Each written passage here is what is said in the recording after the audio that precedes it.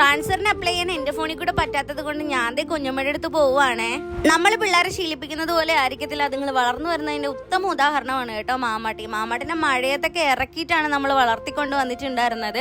പക്ഷേ അവക്ക് ഈ നനഞ്ഞ മണ്ണിപ്പോൾ അപ്പി മണ്ണാണ്, അവൾ എടുത്തേണ്ടി വേണം നമ്മൾ നടക്കാനായിട്ട്.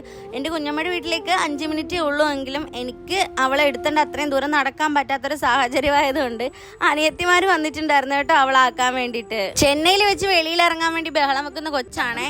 ഇവിടെ നാട്ടിൽ വന്നിട്ട് അവൾക്ക് എങ്ങും പോകണ്ട, എവിടെയെങ്കിലും കൊണ്ടുപോയി കഴിഞ്ഞാൽ വീട്ടിൽ പോവാന്നും പറഞ്ഞ് കാരണം എൻ്റെ വീട്ടിലേക്ക് പോകലാണ് അവളുടെ മെയിൻ പരിപാടി. ഇത് ഇപ്പൊ നമ്മൾ കുഞ്ഞമ്മയുടെ വീടെന്ന് പറഞ്ഞാൽ അമ്മ വീട്ടിൽ വന്നിരിക്കുവാണ്. എങ്ങനെയൊക്കെയോ വിഷയമൊക്കെ മാറ്റി വിട്ട് മാമാട്ടിനെ ഓക്കെ ആക്കിയിട്ട് നമ്മൾ മുകളിൽ ആരും ശല്യപ്പെടുത്താനില്ലാത്ത രീതിയിൽ വന്നിരിക്കുകയാണ് കേട്ടോ. കുറച്ച് സമയം എടുക്കും നമ്മൾ ഇത് ചെയ്യാനായിട്ട്.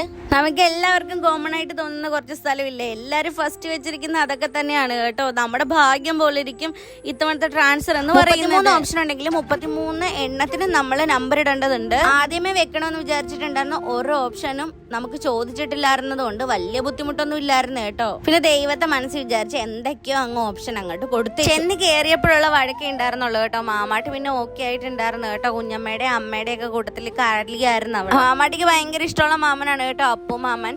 അപ്പൊ അപ്പുവിന്റെ കയ്യിൽ അവള് കുഴപ്പമില്ല, ഒരു വഴക്കും ഇല്ലാണ്ടിരുന്നോളൂ. അപ്പൊ അവിടെ എല്ലാവർക്കും ടാറ്റയൊക്കെ കൊടുത്തിട്ട് നമ്മളിത് തിരിച്ച് വീട്ടിലേക്ക് പോന്നിട്ടുണ്ടായിരുന്നേ.